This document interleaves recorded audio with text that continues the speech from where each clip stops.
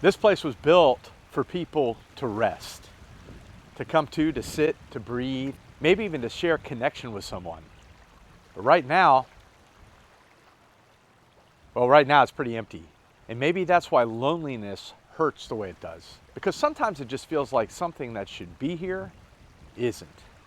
So come and walk with me through this place. And by the end, we'll discover 3 things about loneliness, the lie it tells, and one small practice to help you begin moving through it.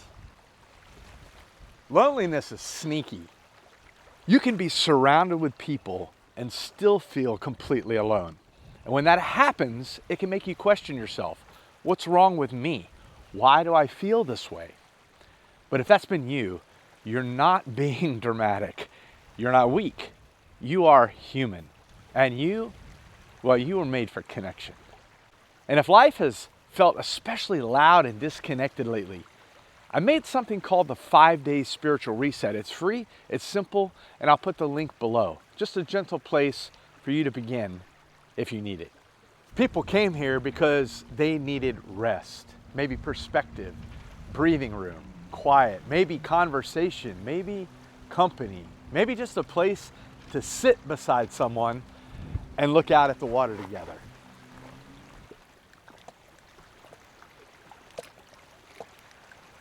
And that's what makes this place feel so powerful when it's empty, because the first thing you notice here is what's missing.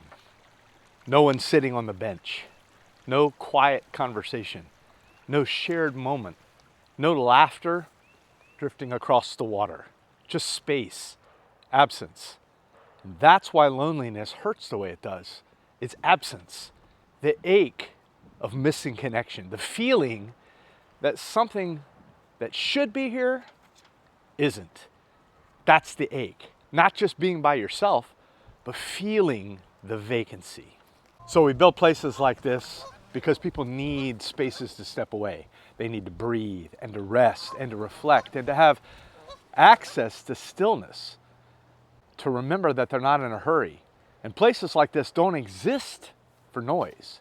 They exist for finding peace and presence. And maybe that's why an empty dock or a bench means so much, because it quietly reveals what we're made for. Not endless rushing, not isolation, not carrying everything alone. We were made for connection, for shared presence, for being seen, for knowing that our lives matter.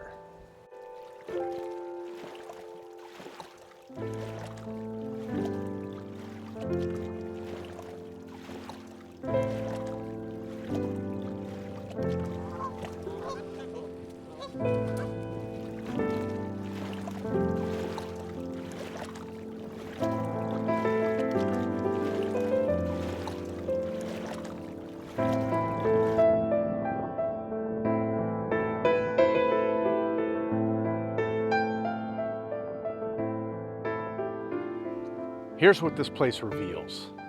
Loneliness is not just a lack of people around you. It's often the fear that maybe you don't matter enough to be noticed, to be remembered, to be reached for, to be sat beside. And that's where the lie of loneliness moves in. If no one is here, maybe no one sees me. If life feels this quiet, maybe I've been forgotten. If connection is missing, maybe I'm the problem. That lie is brutal. But loneliness is not proof that you don't matter. It's proof that you were made for love and connection and belonging. But the ache is real. The lie attached to it is not. One of the things I love about Jesus is how he moved toward people who felt alone. He didn't treat them like problems. He didn't shame them for what they carried. He noticed them. He made space for them. He moved closer. There was one hot day at noon, Jesus met a woman at a well outside of her village, and she was there alone, carrying shame and distance and rejection.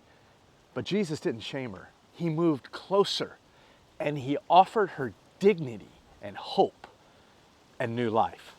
Loneliness is not something you have to hide from God. It may actually be one of the places where he meets you most gently. not with shame, with presence. And maybe we can become that kind of presence for other people too. One way to begin moving through loneliness is to flip it on its head. And I call it the bench prayer. Find a quiet place where you can sit without being interrupted. A bench helps, but any quiet place will do. And I want you to pray this: God, I feel alone. Remind me that I am seen and that I matter and that you love me. Please show me one person I can move toward today. One small way I can encourage them. One small way to begin building real connection. That's it. One honest prayer, one small reach, and one small act of love. You don't have to fix everything today.